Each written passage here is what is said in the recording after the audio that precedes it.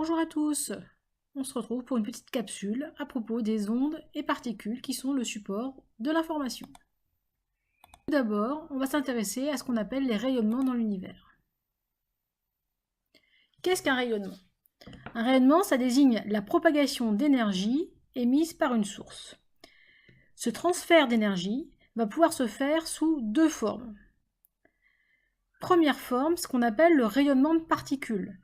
C'est quand le déplacement d'énergie va s'accompagner d'un déplacement de matière. À ce moment-là, on parlera de rayonnement de particules. Les particules sont par exemple les protons, des neutrons, des électrons, des noyaux d'hélium.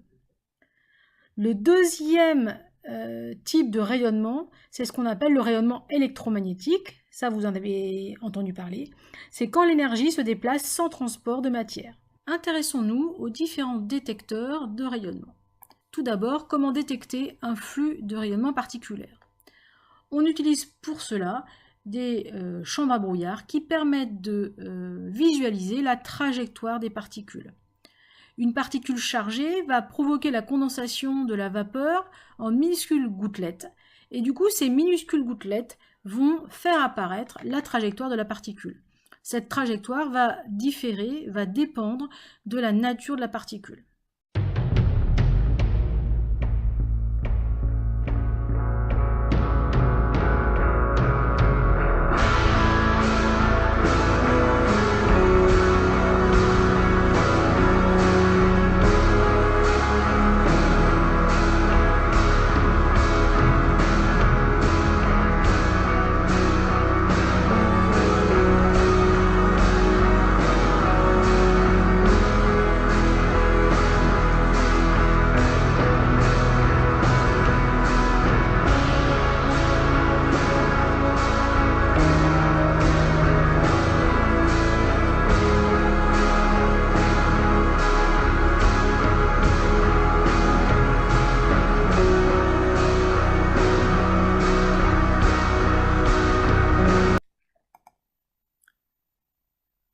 Les détecteurs de rayonnement électromagnétique sont nombreux et dépendent de la nature du rayonnement.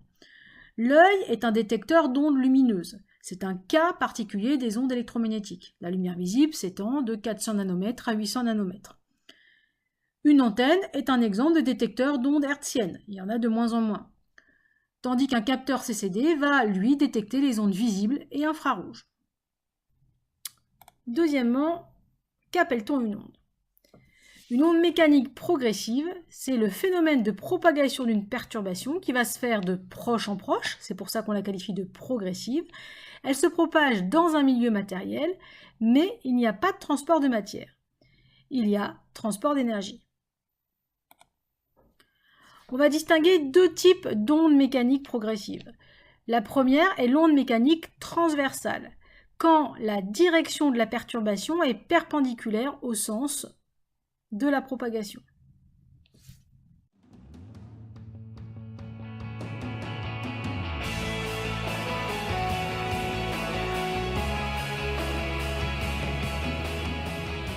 Deuxième type d'onde mécanique, c'est l'onde mécanique longitudinale. C'est le cas d'un ressort que l'on va comprimer et la perturbation va se déplacer de proche en proche dans le même sens que la propagation de l'onde.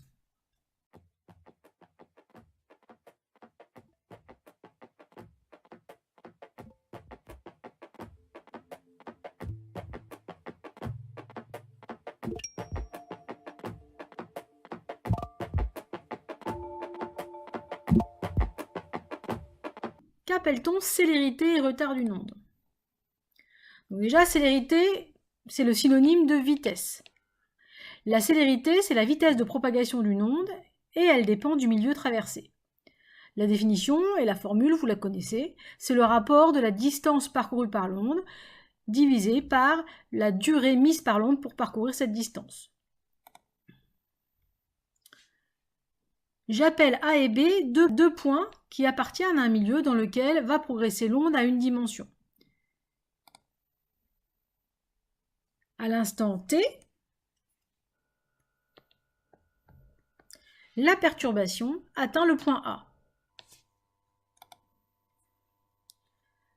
À l'instant T plus tôt, la perturbation atteint le point B.